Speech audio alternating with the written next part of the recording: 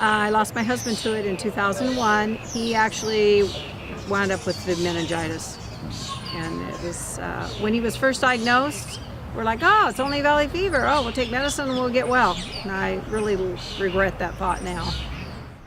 I've had valley fever before, back in 87.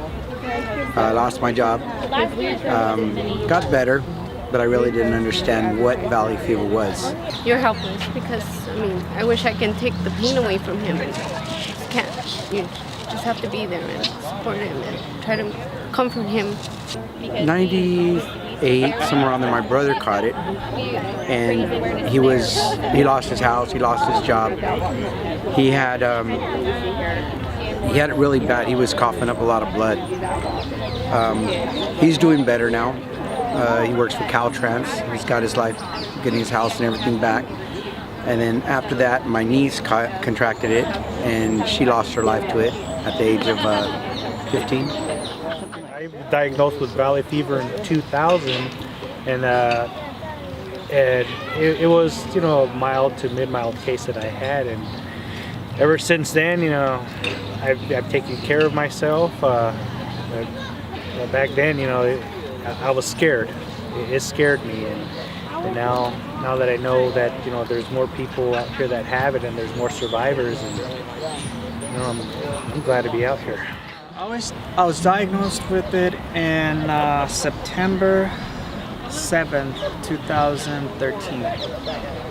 I went in the emergency room, and doctors didn't know exactly what it was, so they sent me home with Vicodin, and then I had to go back to the emergency, and that's when they brought in a specialist.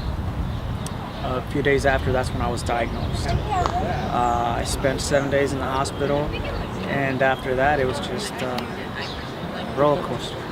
It took away 4 years of my life. It really did. It kept me indoors. I had a severe issue, and I didn't want people to see it. I didn't want to scare people or to traumatize anyone. And February 5th, I had surgery to remove the problem, and I'm better.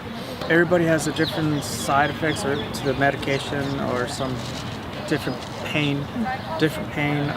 For me, it's been hard. I used to weigh 172, now I'm down to 138. Haven't been able to gain that weight back. I used to go to the gym every day, Monday through Friday. Now if I get up in the morning, it's a blessing. My husband died February 7th, 2014. And it took a year before they were able to diagnose this valley fever. It assimilated itself on his tongue, and they did a biopsy and found the valley fever. And at that point, his lungs were so full of it that he was actually hospitalized the very next day. They diagnosed him with valley fever. And from there, it was a battle for about 6 years. And it forever changed the course of what our family was doing in our lives, and so I feel it's very vital that we get a shot and can help people in this valley. Go from having a normal dad being able to do so much stuff, and then all of a sudden that changes, and it's like you're not able to do the things you were able to do before that. Definitely a big impact, different life.